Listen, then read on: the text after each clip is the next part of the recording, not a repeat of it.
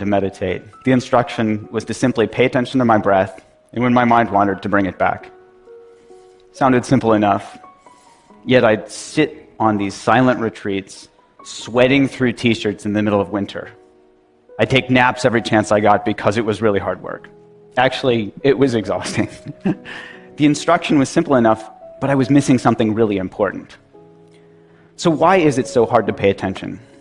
Well, studies show that even when we're really trying to pay attention to something, like maybe this talk, at some point about half of us will drift off into a daydream or have this urge to check our Twitter feed.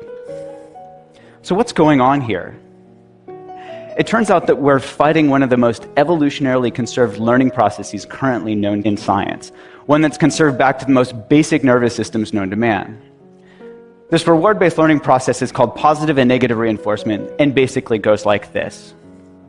We see some food that looks good, our brain says, calories, survival. We eat the food, we taste it tastes good. And especially with sugar, our body sends a signal to our brain that says, remember what you're eating and where you found it. We lay down this context-dependent memory and learn to repeat the process next time. See food, eat food, feel good, repeat. Trigger, behavior, reward. Simple, right? Well, after a while, our creative brains say, you know what? You can use this for more than just remembering where food is. You know, next time you feel bad, why don't you try eating something good so you'll feel better? We thank our brains for the great idea. Try this and quickly learn that if we eat chocolate or ice cream when we're mad or sad, we feel better. Same process, just a different trigger. Instead of this hunger signal coming from our stomach, this emotional signal, feeling sad, triggers that urge to eat. Maybe in our teenage years, we were a nerd at school, and we see those rebel kids outside smoking, we think, hey, I want to be cool, so we start smoking. The Marlboro Man wasn't a dork, and that was no accident. See cool, smoke to be cool, feel good. Repeat. Trigger, behavior, reward. And each time we do this, we learn to repeat the process, and it becomes a habit. So later, feeling stressed out triggers that urge to smoke a cigarette or to eat something sweet. Now with these same brain processes, we've gone from learning to survive to literally killing ourselves with these habits. Obesity and smoking are among the leading preventable causes of morbidity and mortality in the world. So back to my breath. What if instead of fighting our brains or trying to force ourselves to pay attention, we instead tapped into this natural reward-based learning process, but added a twist? What if instead we just got really curious about what was happening in our momentary experience? I'll give you an example. In my lab, we studied whether mindfulness training could help people quit smoking. Now, just like trying to force myself to pay attention to my breath, they could try to force themselves to quit smoking.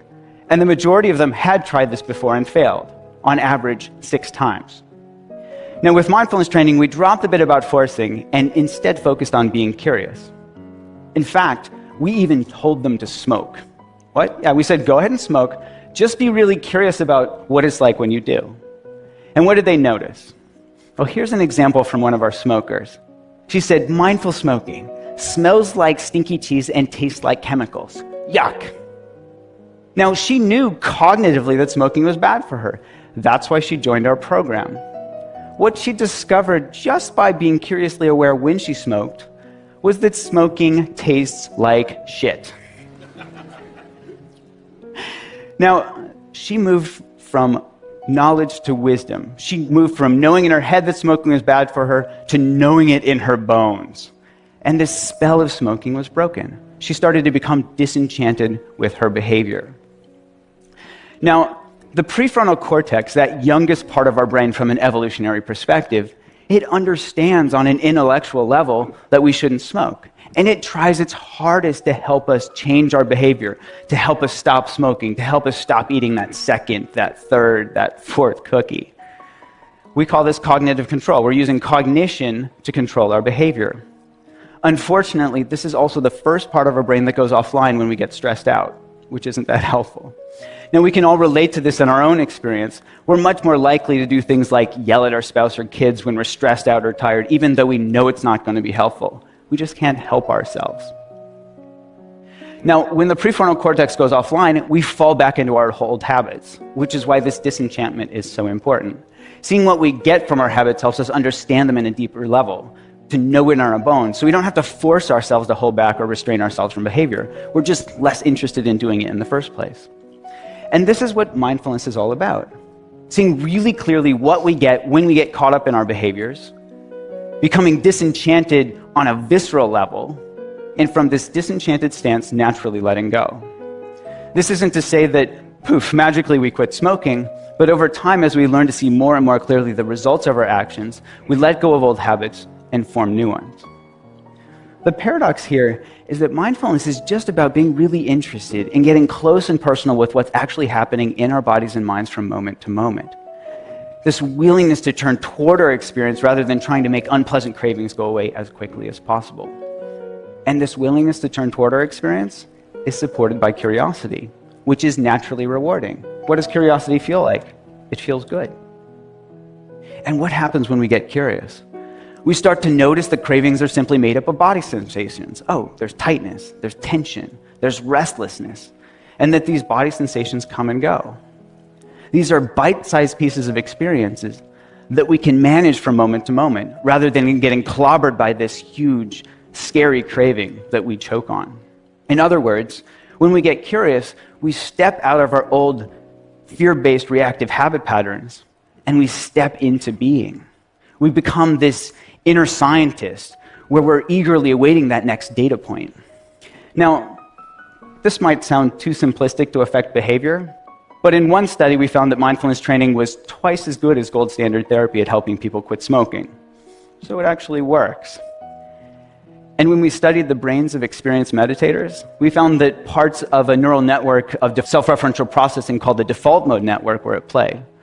Now, one current hypothesis is that a region of this network called the posterior cingulate cortex is activated not necessarily by craving itself, but when we get caught up in it, when we get sucked in and it takes us for a ride.